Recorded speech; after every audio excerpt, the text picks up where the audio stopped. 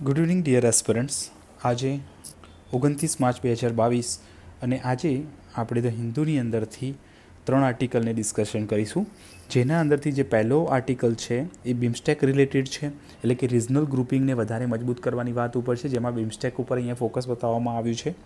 ત્યારબાદ જે બીજો આર્ટિકલ છે એ આત્મનિર્ભર ભારત અંતર્ગત છે, કે જ્યાં ભારતને શું કરવામાં આવે છે, માત્ર કન્ઝ્યુમર નહીં પરંતુ વૈશ્વિક ઉદ્યોગ શૃંખલા અથવા તો વૈશ્વિક વેપાર શૃંખલાની અંદર એક કન્ટ્રીબ્યુટરનો ભાગ પણ બનાવવાની વાત કરવા માગે છે. બીજી વાત કરવામાં આવે જે લાસ્ટ છે એ કોરલ બ્લીચિંગ કેવી રીતે થાય છે અથવા કોરલ બ્લીચિંગ શું છે, ઓકે, કોરલ શું છે, એના રિલેટેડ એક આર્ટિકલ છે. તો તેનું સ્ટેટિક આપણે કવર કરી લઈશું. તો આ રીતે આપણે અહીંયા 3 આર્ટિકલ આજે ડિસ્કશન કરવાના છીએ. પ્રથમ જે આર્ટિકલ છે, ઓકે, તો એ બિમસ્ટેક રિલેટેડ છે. મુખ્યત્વે આપણે જોઈએ છીએ કે બિમસ્ટેકની વાત કરે છે. શું કરે છે, બિમસ્ટેકને એવા ફ્રેમવર્ક જનરેટ કરવાની જરૂર છે કે જે બે ઓફ બેંગાલ રિજિયન છે એની અંદર જે બી ચેલેન્જીસ છે એને શું કરી શકાય, રિઝોલ્વ કરી શકાય. ઓકે, હાલમાં શું છે આપણે જાણીએ છીએ કે આખું વર્લ્ડ કોની તરફ ધ્યાન આપી રહ્યું છે, રશિયા યુક્રેન વોર તરફ આપી રહ્યું છે. તો આ સમયે બે of Bengal initiative four multi sector technological and economical corporation એટલે કે બિમસ્ટેક શું કરી રહ્યું છે, પોતાની એક સબમિટ અરેન્જ કરી રહ્યું છે. ઓકે, આ જે સબમિટ છે વર્ચ્યુઅલ મોડ ઉપર થવાની છે અને એને જે ચેર કરવાનું છે, કોણ કરવાનું છે, શ્રીલંકા કરવાનું છે, કારણ કે બિમસ્ટેકનું શું છે અત્યારે કરંટ ચેરમેન છે. ઓકે, તો એના દ્વારા એને હોસ્ટ કરવામાં આવશે. બીજી વાત કરવામાં આવે તો બિમસ્ટેકની અહીંયા હિસ્ટોરિકલ પાર્ટ બતાવવામાં આવ્યો છે કે ક્યારે એનું ફાઉન્ડેશન થયું હતું. તો 1997ની અંદર એને ફાઉન્ડ કરવામાં આવ્યું હતું. અને બીજી શું વાત છે કે એની અંદર મુખ્યત્વે કે જે દરિયા કિનારા ધરાવતા દેશો છે, જેમ કે India, Bangladesh, Sri Lanka, Myanmar, Thailand, okay, અને સાથે સાથે કેટલીક લેન્ડલોક કન્ટ્રીઝ જેવી કે નેપાલ, ભૂટાન, ઓકે, આ બધા ભેગા થઈ અને બિમસ્ટેકના શું છે સભ્યો છે, 8 સભ્યો છે બિમસ્ટેકના. અને એ લોકો 14 પિલરને સ્પેસિફિક ફોકસ રાખી અને કાર્ય કરવાનું કામ કરે છે. આ જે 14 પિલર્સ છે એની અંદર ટ્રેડ એન્ડ ઇન્વેસ્ટમેન્ટ છે, ટ્રાન્સપોર્ટેશન એન્ડ કમ્યુનિકેશન છે, એનર્જી છે, ટુરિઝમ છે, technology, fisheries, agriculture, public health, poverty alleviation, counter terrorism, transitional crime, environmental and disaster management, people to people connect, culture cooperation અને ક્લાઇમેટ ચેન્જ વગેરે જેવા 14 મુદ્દાઓને અહીંયા શું કરવામાં આવ્યું છે, આવરી લેવામાં આવેલા છે. તો એક્ઝામની અંદર કંઈ પૂછે તો 2-4 મુદ્દા બી તમે અહીંયાથી લખી શકો છો અને લખી શકો છો. 14 પિલર્સ આ રીતના અહીંયા આવેલા છે, જેમાં મુખ્યત્વે ક્લાઇમેટ ચેન્જ મુખ્ય છે, ટ્રાન્સપોર્ટેશન છે, પીપલ ટુ પીપલ કનેક્શન મુખ્ય છે, ઓકે, ટુરિઝમ, ઓકે, ફિશરીઝ, આ બધા મેઇન તમે ટ્રેડ અને ઇન્વેસ્ટમેન્ટ આ બધાને મેઇન તમે ગણી શકો છો.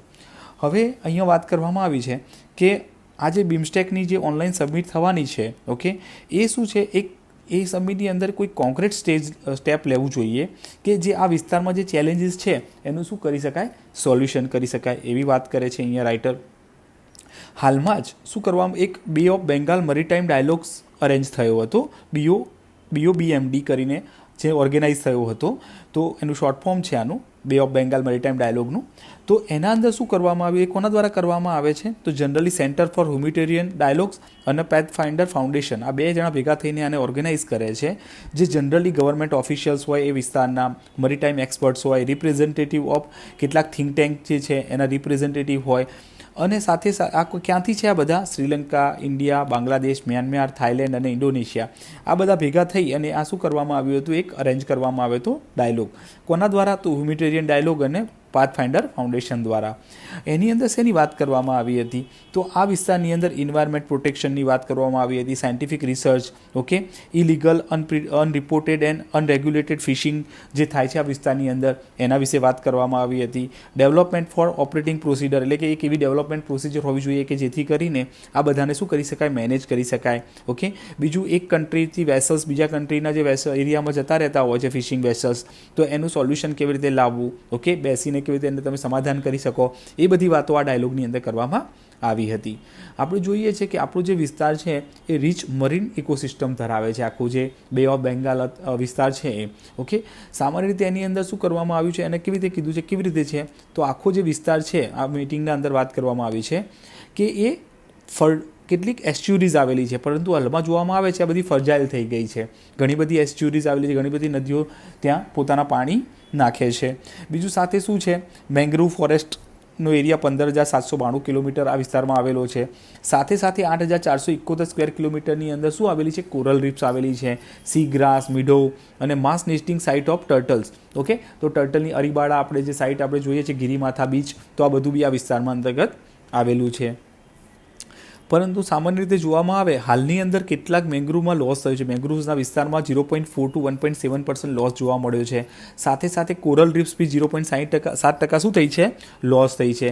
અને નેક્સ્ટ 50 વર્ષની અંદર 0.5 મીટર એટલે કે 1.5 ફૂટ જેટલું શું થશે? સી લેવલ પણ ઇન્ક્રીઝ થવાની શક્યતા છે. સાથે સાથે લાસ્ટ 5 વર્ષની અંદર 13થી વધારે સાયક્લોન્સ પણ આ વિસ્તારની અંતર્ગત આવ્યા છે, જે મોટા સાયક્લોન્સ હોય એવા. તો એ રીતે આ વિસ્તારને જે ફર્જાઇલિટી છે એની પણ અહીંયા વાત કરવામાં આવી છે. બીજી વાત કરવામાં આવે તો અહીંયા કોસ્ટલ પોપ્યુલેશનની દ્રષ્ટિએ પણ ઇમ્પોર્ટન્ટ છે, કારણ કે 185 મિલિયન લોકો અહીંયા કોસ્ટલ વિસ્તારોમાં રહે છે. એમાંથી જે ફિશરમેનની પોપ્યુલેશન છે એ 3.7 મિલિયન જેટલી છે. અને પર યર એ લોકો 6 મિલિયન ટન્સ જેટલી એટલે કે વર્લ્ડના 60% જેટલી માછલીઓ અહીંયાથી પકડે છે, જે વૈશ્વિક વેલ્યુ પ્રમાણે $4 બિલિયન થતી હોય છે. સાથે સાથે જોવામાં આવે છે કે 4,15,000 જેટલી બોટ્સ આ વિસ્તારની અંદર ઓપરેટ થાય છે ફિશિંગ માટે. અને 33 એવું એસ્ટિમેટ કરવામાં આવી રહ્યું છે કે 33%થી વધારે ફિશ સ્ટોક શું થઈ ગયો છે? અત્યારે ફિનિશ થઈ ગયો છે. ઓકે, આ વિસ્તારની અંદર, કારણ કે કેવો યુઝ થઈ રહ્યો છે? અનસસ્ટેબલ યુઝ થઈ રહ્યો છે આ 4,15,000 ફિશરીઝ બોટ દ્વારા. તો આ વસ્તુ અહીંયા કહેવામાં આવી છે. અહીંયા વાત કરે છે FAO, બરાબર, ફૂડ એન્ડ એગ્રીકલ્ચર ઓર્ગેનાઇઝેશન. શું કહે છે કે આ જે બે ઓફ બેંગાલ ઇનિશિયેટિવ જે છે, બરાબર, એ ફિશિંગ હોટસ્પોટ છે. બરાબર, આખો વિસ્તાર શું છે? ફિશિંગ હોટસ્પોટ છે એશિયાની અંદર બે ઓફ બેંગાલનો વિસ્તાર. તો એને સાચવવો જરૂરી છે. પરંતુ અહીંયા પ્રેઝન્ટ ચેલેન્જીસ કેટલા આવી રહ્યા છે? શું આવી રહ્યા છે એ ચેલેન્જીસ? તો આ વિસ્તારની અંદર ડેડ ઝોન વધી રહ્યા છે. ઓકે, જે ડેડ ઝોન એવો વિસ્તાર હોય કે જ્યાં ઓક્સિજનનું ડિઝોલ્વ ઓક્સિજનનું પ્રમાણ શું હોય? 0 થઈ ગયું હોય. તો આવા વિસ્તારો અહીંયા વધી રહ્યા છે. સાથે સાથે લીચિંગ ઓફ પ્લાસ્ટિક એટલે કે પ્લાસ્ટિક લીચિંગ થાય, માઇક્રોપ્લાસ્ટિકમાં કન્વર્ટ થાય, અને આ વિસ્તારમાં શું રહ્યું છે? વધી રહ્યું છે. બીજું destruction of natural protection. Okay, floods ને બધું આવી રહ્યું છે, એ બધું દૂર થઈ, મેંગ્રુવ્સ હટી રહ્યા છે. ઓકે, સી ઇરોઝન થઈ રહ્યું છે. પોપ્યુલેશનના કારણે, વધી રહેલી પોપ્યુલેશનના કારણે શું રહ્યું છે? અહીંયાથી પ્રેશર વધી રહ્યું છે. ઇન્ડસ્ટ્રીયલ ગ્રોથ વધી રહ્યો છે, એટલે કોસ્ટલ એરિયાઓમાં શું રહ્યું છે? યુઝ ક્વોલિટી અનટ્રીટેડ વોટર જે છે એ દરિયાની અંદર જવા લાગ્યું છે. તો આ બધા પ્રોબ્લેમ્સ અહીંયા જોવામાં આવી રહ્યા છે.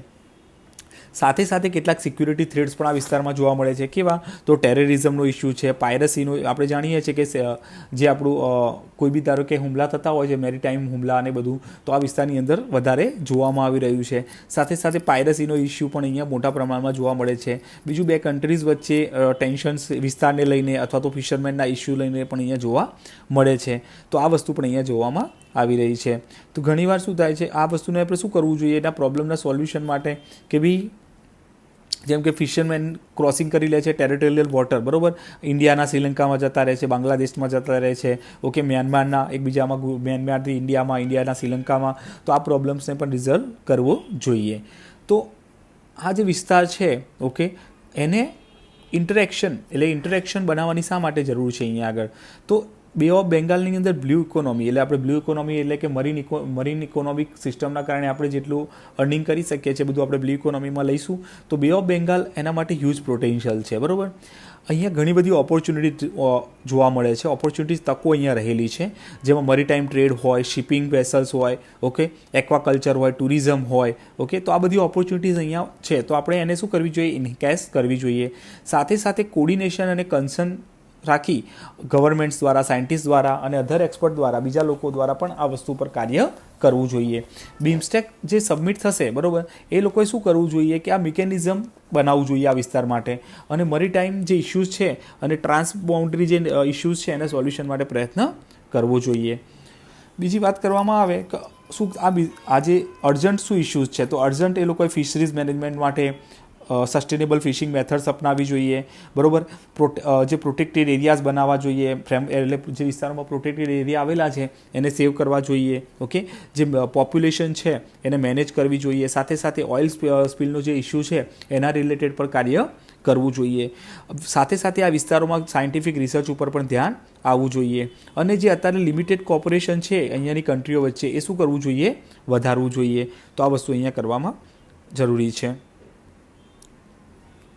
શું પ્રાયોરિટી વિસ્તાર હોવા જોઈએ? તો અહીંયા ઇન્વાયરમેન્ટલ પ્રોટેક્શન એ શું હોવું જોઈએ? મોસ્ટ પ્રાયોરિટી હોવી જોઈએ આ વિસ્તારની અંદર.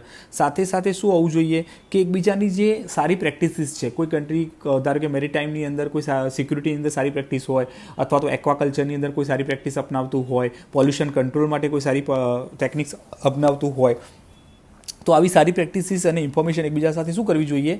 શેર કરવી જોઈએ. સાથે સાથે એક ગાઈડલાઇન બનાવવી જોઈએ જે બધા દેશોમાં લાગુ પડતી હોય. જે ડિસિઝન મેકિંગ હોય એને સાયન્ટિફિક ડેટાના આધાર ઉપર બનાવવી જોઈએ. ઓકે, અને મ્યુચ્યુઅલ લર્નિંગ, એકબીજા સાથે મ્યુચ્યુઅલી અન્ડરસ્ટેન્ડિંગથી આ વિસ્તારમાં સક્સેસ સ્ટોરીઝને શું કરવી જોઈએ? શેર કરવી જોઈએ, એવી વાત અહીંયા કરે છે. ઓકે, તો એના માટે શું કરી શકાય? ડેટા કલેક્શન ઉપર ભાર આપી શકાય. ઓકે, ફિશરીઝનો ડેટા હોય, રિયલ સ્ટોક ફિશરીઝનો ડેટા શું છે એને જાણી શકાય. બીજું એક પ્રોગ્રામ બનાવી શકાય, જે પ્રોગ્રામ અંદર સસ્ટેનેબલ ફિશિંગને પ્રમોટ કરી શકાય. ઓકે, આ જે મરીન ઇકોસિસ્ટમ છે એને FAO દ્વારા ફંડિંગ જે કરવામાં આવે છે એનો પણ અહીંયા લાભ લઈ શકાય. ઓકે, અને આ વિસ્તારની અંદર જે ફૂલ સપોર્ટ છે, બરાબર, આ બંને જે આપણે ડાયલોગ્સ છે એમના દ્વારા એમને પણ બીમસ્ટેક દ્વારા શું કરવું જોઈએ? સપોર્ટ કરવો જોઈએ. આવી વાત અહીંયા કરવામાં આવી છે. અને ઓફિશિયલ્સ એટલે દરેક દેશના ઓફિશિયલ્સ આગળ આવવા જોઈએ. શું કરવા માટે? અનસસ્ટેબલ યુઝને રોકવા માટે. તો આ બધું અહીંયાથી કરી શકાય છે. સાથે સાથે એક ઇન્ટરનેશનલ વેસલ ટ્રેકિંગ સિસ્ટમ બનાવી શકાય. ઓકે, દરેક વેસલનું ટ્રેકિંગ ઓટોમેટિકલી થવું જોઈએ, આઈડેન્ટિફિકેશન આ વિસ્તારમાંથી પસાર થતા હોય ત્યારે. બીજું ફિશરિંગ વેસલનું રજિસ્ટ્રેશન સિસ્ટમ બનાવી શકાય. ઓકે, પછી મોનિટરિંગ વધારી શકાય આ વિસ્તારની અંદર. બધા દેશો ભેગા થઈને પોતાનું કંટ્રોલ, સર્વિલન્સ, જોઈન્ટ પેટ્રોલિંગ કરી શકે. ઓકે, બીજું રિજનલ ગાઈડલાઇન્સ બહાર પાડી શકાય અને રિજનલ પેટ્રોલ પણ કરી શકાય. તો આ રીતે આપણે શું કરી શકીએ છીએ? આ વિસ્તારને વધારે સસ્ટેનેબલ બનાવી શકીએ છીએ. તો અહીંયા જરૂરી શું છે કે ભાઈ આ વિસ્તારની અંદર એક તો હાર્મોનાઇઝ અને હ્યુમિટેરિયન ટ્રીટમેન્ટ્સ થવી જોઈએ. મેઇન વસ્તુ એ છે કે ભાઈ કંઈ પણ ઇસ્યુને ધારો કે આપણે ફિશરીઝની વાત કરીએ કે ફિશરીઝ વિસ્તાર અનસસ્ટેબલ રીતે કાર્ય કરી રહ્યો છે, પણ તેના ઉપર ઘણા બધા લોકોનું જીવન પણ ટકેલું છે. એટલે સાથે સાથે આપણે હ્યુમિટેરિયન ટ્રીટમેન્ટ પણ કરવી જોઈએ આ વિસ્તારની અંદર. ઓકે, અને જે ચેલેન્જીસ છે એને સોલ્વ કરવા માટે આપણે આગળ વધવું જોઈએ. હવે એ ટાઈમ આવી ગયો છે. તો બીમસ્ટેક દ્વારા એને અરાઇઝ, અવેક અને એક્ટની નીતિ અપનાવી જોઈએ કે બહુ લેટ થઈ જાય એ પહેલાં આ નીતિ પર કાર્ય કરવું જોઈએ. તો આ રીતે અહીંયા વાત કરવામાં આવી છે આ આર્ટિકલની અંતર્ગત. જે બીજો આર્ટિકલ જે છે, ઓકે, એ આત્મનિર્ભર ભારત અંતર્ગત છે. અહીંયા જે રાઇટર છે કહેવા માગે છે કે જે આત્મનિર્ભર ભારત કેમ્પેન જે છે એ પ્રોટેક્શનિઝમ અને આઇસોલિઝમ માટે નથી. ઓકે, પરંતુ શું છે કે આખા વિશ્વમાં પોતે જે ધારો કે આપણને સેલ્ફ રિલાયન્ટ બનાવવા માટે છે. ભારતને શું કરવા માટે છે? સેલ્ફ રિલાયન્ટ બનાવવા માટે છે. ઓકે, તો આ વસ્તુ અહીંયા કરે છે. મોદીજી દ્વારા 2020ની અંદર શું કરવામાં આવ્યું હતું? આત્મનિર્ભર ભારત કેમ્પેન સ્ટાર્ટ કરવામાં આવ્યું હતું COVID-19માંથી આપણને બહાર કાઢવા માટે. ઓકે, અત્યારે શું છે? અત્યારે એક વસ્તુ આપણે COVID-19થી સમજી ચૂક્યા છીએ કે આખું જે વર્લ્ડ છે એ સ્મોલ અને શું છે? કનેક્ટેડ છે. આપણે જાણીએ છીએ કે જે યુક્રેન વોરની અત્યારે યુક્રેન વોર છે એની ઇફેક્ટ આખા વર્લ્ડ ઉપર જોવા મળી રહી છે.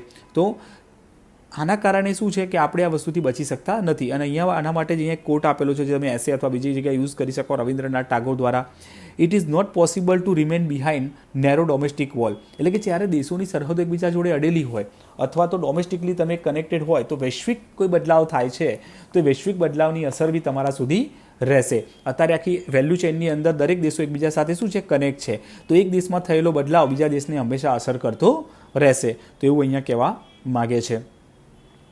બીજું વાત કરીએ કે જે પેન્ડેમિક છે, બરાબર, એને શું કર્યું છે કે ભાઈ બધા દેશોની ઇકોનોમી અત્યારે સ્ટ્રેસમાં આવી રહી છે. હ્યુમન રાઇટ્સના ઇસ્યુ જોવા મળ્યા છે, રૂરલ ડેવલપમેન્ટનો ઇસ્યુ છે, ક્લાઇમેટ ચેન્જના ઇસ્યુ છે. ઓકે, ઘણા બધા દેશોની ફોરેન પોલિસીઝમાં બદલાવ આવ્યો છે.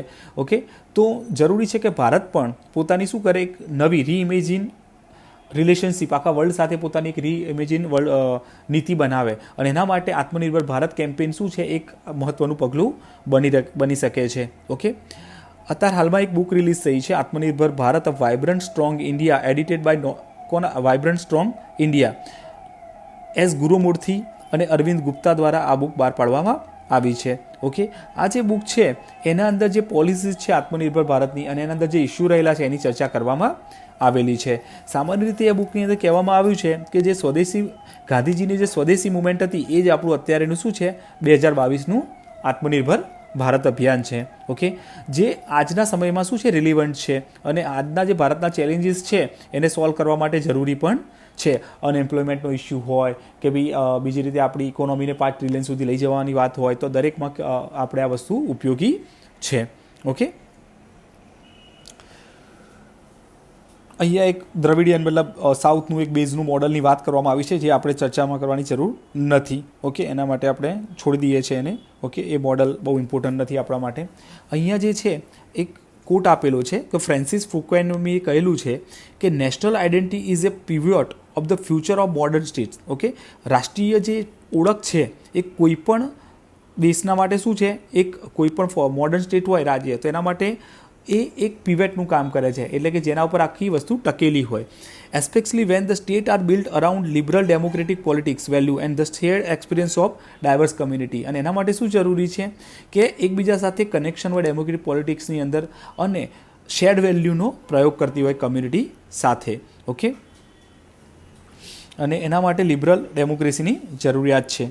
અહીંયા આપણે હ્યુમેનિટેરિયન મોડલની પણ વાત કરવામાં આવી છે. આત્મનિર્ભર ભારત શું છે, એક રાઇઝિંગ ઇન્ડિયા માટેનું મોડલ છે, જે સિવિલાઇઝ પ્રાઇડ એટલે કે ભારતીયો માટે એક પ્રાઇડની વસ્તુ છે, સેલ્ફ બિલીફની વસ્તુ છે. ઓકે, અને જે ધારો કે આપણને ખાલી કન્ઝ્યુમર નહીં પરંતુ વૈશ્વિક વેલ્યુ શૃંખલાની અંદર આપણને શું બનાવી શકે, કન્ટ્રીબ્યુટર પણ બનાવવા માટે આ લાવવામાં આવ્યું છે.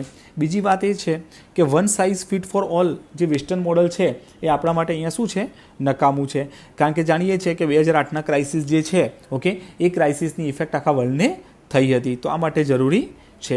બીજું શું છે કે આપણે સોશિયલી કેપિટલ, ફેમિલી, કમ્યુનિટીઝ અને ડેવલપમેન્ટ મોડલ આ બધાનું કનેક્શન જોઈન્ટ રાખવું જરૂરી છે, હ્યુમન સેન્ટ્રિક રિલેટેડ. ઓકે, સાથે સાથે આપણે ડિફેન્સ હોય, હ્યુમન રાઇટ્સ હોય, ક્લાઇમેટ ચેન્જ હોય, એગ્રીકલ્ચર હોય, રૂરલ અર્બન ડિવાઇડ હોય, ઇકોનોમિક ગવર્નન્સ અને ફેડરલિઝમના ઇસ્યુ હોય, તો આ જે બધા છે, ધારો કે defence, human rights, climate change, agriculture and rural urban divide, અને પાંચમું ઇકોનોમી એન્ડ ગવર્નન્સ, આ બધા જે 5 પિલર છે એ આપણે આત્મનિર્ભર ભારત અંતર્ગત શું કરવાનો પ્રયત્ન કર્યો છે, કવર કરવાનો પ્રયત્ન કર્યો છે. હવે ટાઈમ આવી ગયો છે કે આપણે આપણા માઇન્ડને શું કરીએ, ઓપન કરીએ, અને આપણે વધારે આત્મનિર્ભર ભારતની અંદર જોઈન થઈ અને એને આગળ વધારવાનો પ્રયત્ન કરીએ. તો એ રીતની અહીંયા વાત કરવામાં આવેલી છે આખાની અંદર, કે જેથી આપણે જે આપણો કોન્સેપ્ટ છે, ઓકે, વસુદેવ કુટુંબકમનો, એને પણ પ્રાપ્ત કરી શકીએ. અને એના માટે જરૂરી છે કે આપણી જે ડાયવર્સિટી છે, આપણી એકતા શેમાં છે, ઓકે, આપણી ડાયવર્સિટીમાં છે. ઓકે, અનેકતામાં આપણી એકતા રહેલી છે. તો એ કન્સેપ્ટને જ વધારે પ્રયોગ કરી અને આપણે સેલ્ફ રિલાયન્ટ થઈએ, અલગ અલગ જગ્યાએથી અલગ અલગ પ્રોડક્ટ્સ બનતી હોય એને આપણે એક્સપોર્ટ કરીએ. ઇન્ટ્રા વેલ્યુ અને આઉટર, આપણે 2 રાજ્યો વચ્ચે અને રાજ્ય આપણા દેશ અને બીજા દેશો વચ્ચે પણ વેપારની મોટા પ્રમાણમાં શરૂઆત કરીએ અને ભારતને આત્મનિર્ભરતા તરફ આગળ લઈ જઈએ. ઓકે, તો આ વસ્તુની અહીંયા ચર્ચા કરવામાં આવેલી છે. ત્રીજો જે આર્ટિકલ જે છે એ કોરલ બ્લીચિંગ રિલેટેડ છે. ઓકે, હાલમાં શા માટે આ ચર્ચામાં છે, તો હાલમાં સાયન્ટિસ્ટ દ્વારા વોર્ન કરવામાં આવેલા છે, જે ગ્રેટ બેરિયર રીફ છે, ઓકે, એ ઘણા મોટા હીટ સ્ટ્રેસમાંથી શું થઈ રહી છે, પસાર થઈ રહી છે. ઓકે, આ ઓસ્ટ્રેલિયાની અંદર પશ્ચિમ કાંઠા, ઓસ્ટ્રેલિયાના પૂર્વ કાંઠા ઉપર આવેલી ગ્રેટર બેરિયર રીફ છે. ઓકે, આ શું છે, કોરલ રીફની વાત કરવામાં આવે એવી કોરલ રીફ શું છે, તો એ શું છે, બાયોડાયવર્સિટી હોટસ્પોટ હોય છે.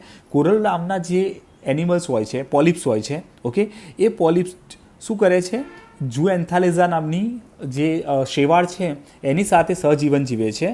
અને એના કારણે એ લોકો શું કરે છે, કાર્બન એ લોકોના ઉપર જ્યારે એ લોકો પોતાના ઉપર કોરલ્સ ઉપર શું થાય છે, ઝૂએન્થાલેઝા સ્થાયી થાય છે અને એને કલર ને બધું આપતી હોય છે. તો એ રીતે એનું એકબીજા સાથે સહજીવન જોવા મળતું હોય છે. અને એ બધા ભેગા થઈ અને કેલ્શિયમ કાર્બોનેટના જે બેઝ બનાવે છે કોરલ્સ, એના ઉપર આ બધું સ્થાયી થતું જતું હોય છે. અને એક સાથે શું બનતી હોય છે, આ રીતે કોરલ્સ એકબીજા ઉપર ગોઠવાતી જતી હોય છે અને આખી કોરલ રીફ્સનું શું થતું હોય છે, નિર્માણ થતું હોય છે.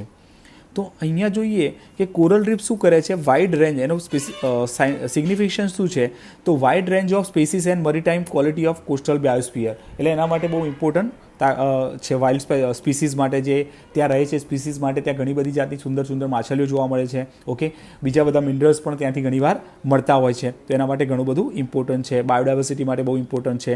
સાથે સાથે શું કરે છે, કાર્બન ડાયોક્સાઇડને શોષી લે છે. ઓકે, અને લાઇમસ્ટોનની અંદર કન્વર્ટ કરી દે છે, લાઇમસ્ટોનના શેલની અંદર કન્વર્ટ કરી દે છે. એટલે એ ઓશન જે છે એમાં વધારાનું કાર્બન ડાયોક્સાઇડ એમાં શોષાઈ જવાના કારણે ઓશન વધારે એસિડિક થતો શું થઈ જાય છે, બચી જાય છે. સાથે સાથે કોરલ રીફ શું કરે છે, 25% મરીન બાયોડાયવર્સિટીને સપોર્ટ કરે છે અને વાર્ષિક 2.7 ટ્રિલિયનનું ઇકોનોમિક વેલ્યુનું જનરેશન કરે છે. પરંતુ હાલમાં એના પર ક્લાઇમેટ ચેન્જના કારણે શું આવી રહ્યું છે, થ્રેટ્સ આવી રહ્યું છે, ટેમ્પરેચર વધી રહ્યું છે અને એની 22 ડિગ્રી ટેમ્પરેચર સહન કરવાની ક્ષમતા છે 22 થી 27, ઓકે, એનાથી આ વધારે વધી રહ્યું છે, જેના કારણે કોરલ બ્લીચિંગ થઈ રહ્યું છે. બ્લીચિંગ શું થાય છે કે જ્યારે બ્લીચિંગ એવી પ્રક્રિયા છે કે જ્યારે કોરલ એવો એક્સપિરિયન્સ કરે કે ઇન્વાયરમેન્ટમાં ચેન્જીસના કારણે, ઓકે, ઓશનની એસિડિટીમાં વધારો થાય, ઓકે, અને એના કારણે શું થાય કે ભાઈ જે ઝૂએન્થેલાઝા એની સાથે સહજીવન જીવે છે એ કોરલને શું કરી દે છે, છોડી દે છે, ઓકે. જનરલી જે પોલિપ્સ છે આપણા કોરલ્સ એ શું કરે છે, 90% ઓફ એનર્જી કોનાથી કન્ઝ્યુમ કરતા હોય છે, ઝૂએન્થેલાઝા જોડે કન્ઝ્યુમ કરતા હોય છે, કારણ કે જે કોરલ છે એ પોતે જાતે પોતાનું ખાવાનું બનાવી શકતા નથી. તો ઝૂએન્થેલાઝામાં રહેલી ક્લોરોફિલ, ઓકે, અને બીજા પિગમેન્ટની મદદથી પોતાનું ખાવાનું બનાવે છે અને એને એનર્જી પ્રોવાઈડ કરતું હોય છે અને એનો જે સુંદર કલર છે એ પણ આ ઝૂએન્થેલાઝાના લીધે આવતો હોય છે. પરંતુ શું થશે કે કોરલ બ્લીચ થશે તો આ ત્યાંથી ઝૂએન્થેલાઝા ત્યાંથી શું થશે, નીકળી જશે, એટલે કોરલ ધીરે ધીરે શું થવા લાગશે, સફેદ થવા લાગશે, ઓકે. પરંતુ જરૂરી નથી કે આપણે એવું કહી શકીએ કે જે કોરલ બ્લીચિંગની પ્રક્રિયા થાય એટલે કોરલ મૃત્યુ પામે છે, ઓકે.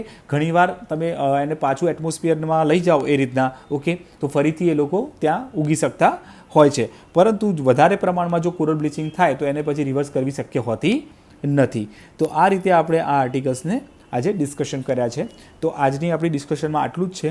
હવે નેક્સ્ટ લેક્ચરની અંદર આપણે જે કાલે ડિસ્કશન આવશે કાલના નિંદુની અંદર એને આપણે ચર્ચા કરીશું. Thank you so much.